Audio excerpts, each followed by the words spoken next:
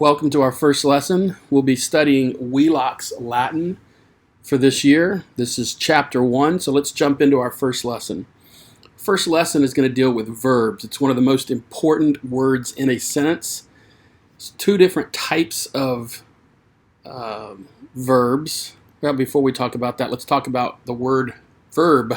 It actually comes from the Latin word verbum, V-E-R-B-U-M, which means word, and it is the most important word in a sentence.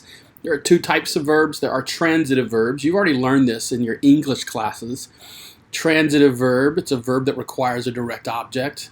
For instance, the boy ate the cake. Ate is a transitive verb.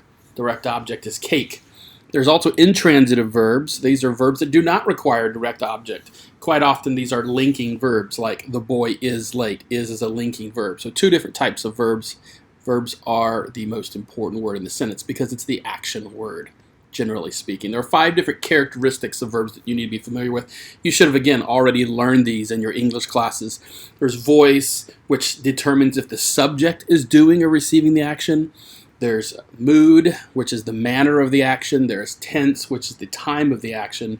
There's person. This is the person who is performing the action according to the point of view of the speaker. And, of course, number, which is the quantity of those doing the action.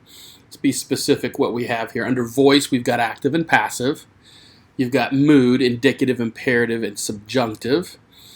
In case you've forgotten, indicative mood is your statements, imperative is your command, subjunctive is your potential or unrealized action.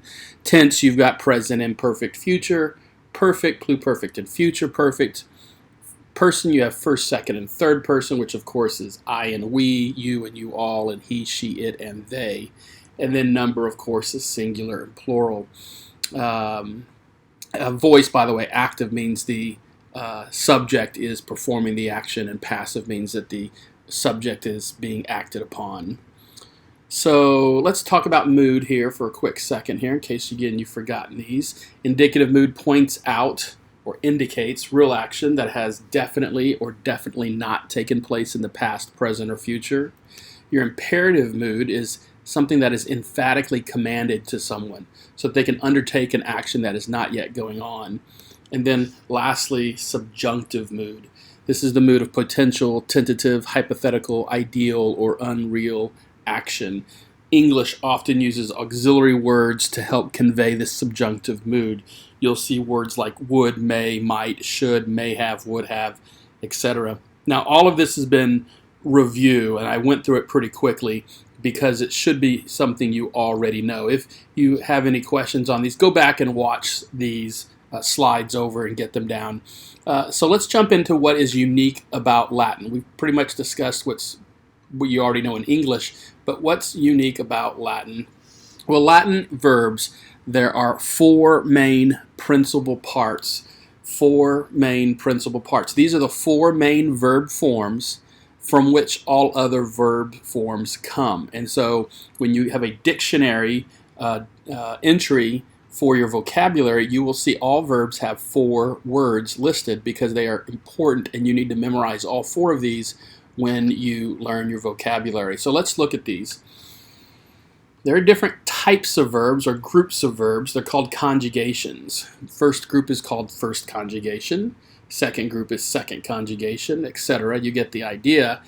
And these are what we call our paradigm verbs. Paradigm means pattern. We're going to learn different patterns of verbs and what they look like when you conjugate them.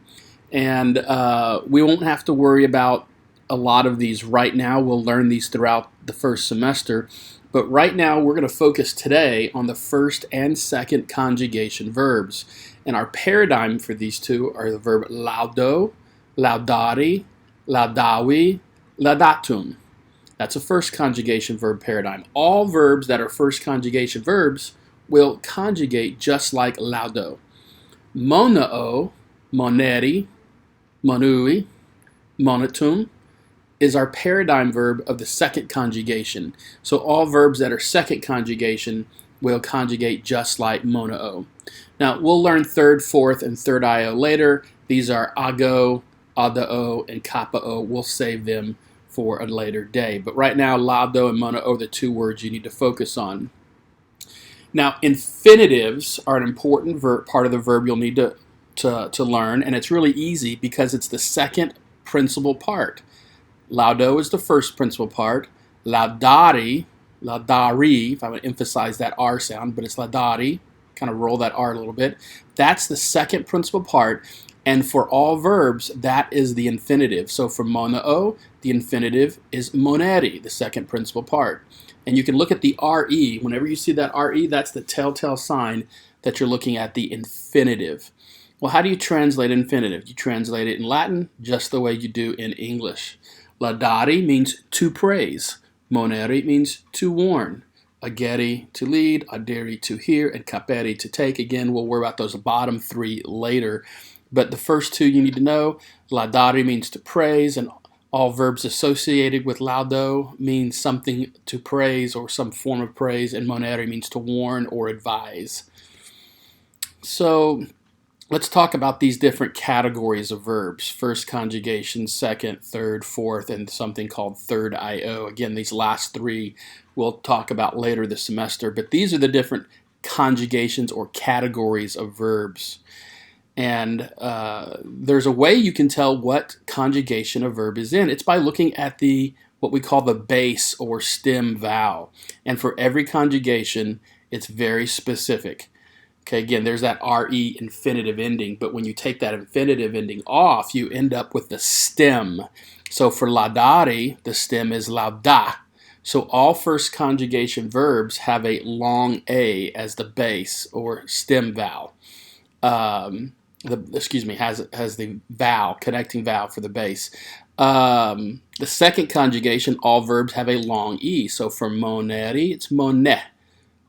For ageri, third conjugation, it's again a short E, so it's agè. Fourth conjugation, adiri, it's a long I, adi. And for third IO, it's kind of a special grouping. It's also a short E, it's cape. And we'll talk about those again later. But what you need to see here, this is the part I want you to see, is here's the stem, all right, plus the stem vowel, okay? That's what you need to lose, stem plus stem vowel. And that is what, when you conjugate, you form all parts of the verb off of that stem. So you need to make sure you understand you drop the RE, the infinitive ending, and that gives you the base or stem in which you conjugate. Lauda, monè, agè, adi, cape. All right. So let's look at here. Yeah, we got to drop that infinitive ending. That's what I just said there. All right. So how do you actually conjugate? Oh, yeah. Sorry, I've got to forget this. Don't forget this. You got to memorize the stem vowel for each conjugation. Long A, long E, short E, long I, short E. All right, so let's look at how we conjugate verbs. Well, what is conjugate? Conjugating it comes from a Latin word, conjugare, which means to join together.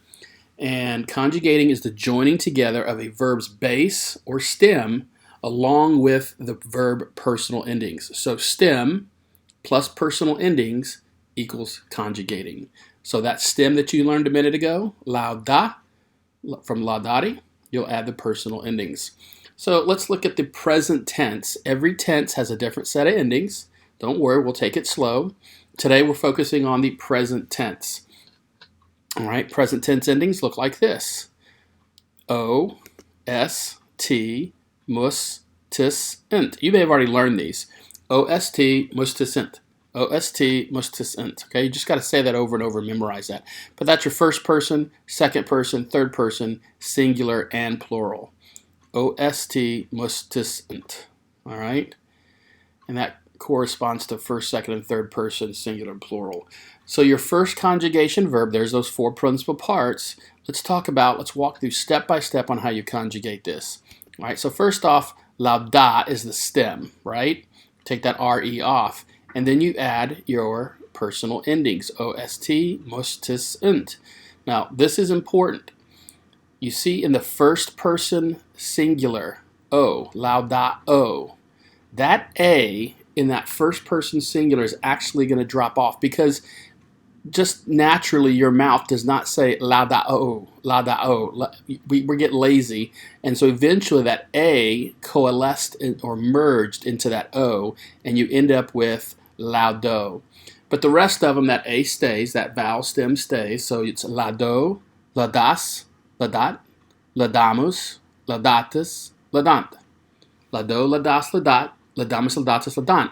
And you can just kind of get into a rhythm when you say these.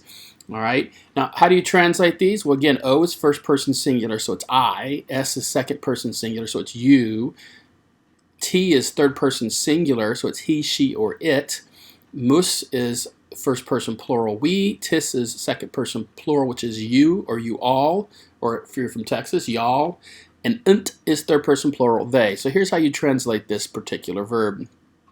All right. I praise. Excuse me, laudo is I praise, laudas is you praise, laudat is he, she, or it praises, laudamus, we praise, laudatus, you all praise, or y'all praise, and laudant, they praise. That's how you conjugate this. Now this is active voice, you haven't learned anything else yet, so this is just active. This is the indicative mood, and this is present tense. And this is how you conjugate it, active, indicative, present, first, second, and third, singular, and plural. All right? Very good. So there are some nuances of how you translate this. Laudo is I praise, but you could also say I am praising or I do praise. Laudas, you praise, you are praising, you do praise. Laudat, he praises, he is praising, he does praise. Now, the simple translation is I praise. The progressive, it's an ongoing action. It's I am praising. And if you're trying to be emphatic, you would say I do praise. And you do that for each of these. Simple, progressive, and emphatic. Same thing with the plural as we run through here. Laudamus, we praise, we are praising, we do praise.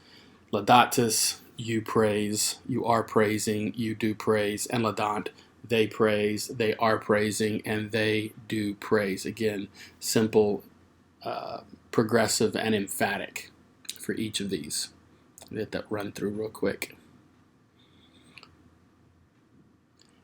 Now, mono-o is going to be the second conjugation verb. We've looked at first conjugation, but the second conjugation paradigm verb or example or pattern verb that we'll memorize is mono-o, moneri, monui, monotum. Now remember, you take that re, infinitive ending, in the second principal part. So moneri, drop the re, that leaves the mone as your base or stem. There it is right there. So to that, you add your endings ost, mustus, unt. And unlike laudo, lauda, that A in the first person singular dropped, that does not happen here. So it's moneo, mones, monet, monemus, monetis, monet. All right?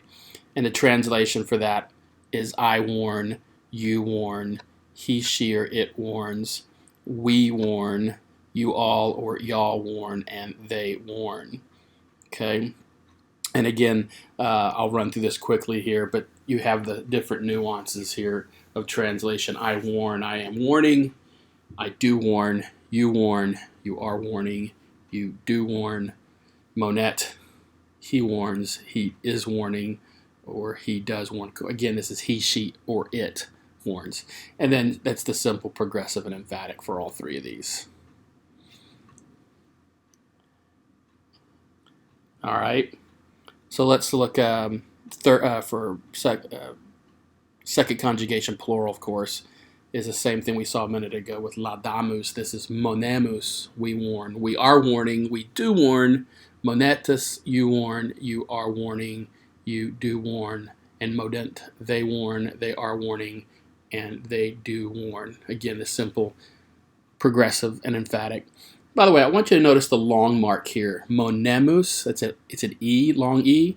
Monetus, long E. But then notice monet, third person plural, has a short E. What's the difference? Well, in pronunciation in Latin, you hold the long vowel out twice as long as you pronounce the short vowel. So you really, if I was doing this correctly, it would be monemus, monetus, monet. See the difference? Monemus, monetus, monet. So the E in monet is said shortly and in a short manner as opposed to the monemus, monetus being held out longer. That's the difference. I'm not going to take off saying it and pronouncing it differently. All right, so how about our imperatives? This is the last part of the verbs you need to know. We talked about indicative mood. Well, there's also imperative mood, and this is actually pretty simple. Imperative, of course, is your commands. We mentioned that earlier. And in first conjugation and second conjugation verbs, all of our verbs, you basically just take the second principal part, the infinitive, laudare, right? Moneri, and we're just going to drop that re infinitive ending. Just drop it right off. And that'll bring us our stem down, lauda, monet, and that is the imperative. It's the command, praise, lauda, monet, warn. It's a imperative to one person, singular. I'm telling one person to praise. I'm telling one person to warn. Lauda, monet. Now, if you want to make it plural, you add a te to that stem. Laudate, monete, and that's praise. I'm saying to a group of people, more than one, you all praise. Or monete, you all warn. That's plural. So, imperative, just take the stem, lauda, monet, that's singular, and to that you add a te, and that's your plural imperative. It's pretty simple. The last part of our lesson for today is adverbs. And again, you've already learned about adverbs in English class before. The word adverb comes from the Latin adverbum. You've already learned the word verbum means word. Ad is the preposition, means next to or near. So this is something that is near the word. And of course, the most important word in the sentence is the verb. So this is a word that's close to the verb. It's associated with the verb. So adverbs are words that modify verbs. They also modify adjectives or other adverbs. Adverbs will generally come before the word they modify in Latin sequence. So this is chapter 1 of Wheelock's. Go back and watch this video again or watch the slideshow. If you have any additional questions, we'll discuss this in class.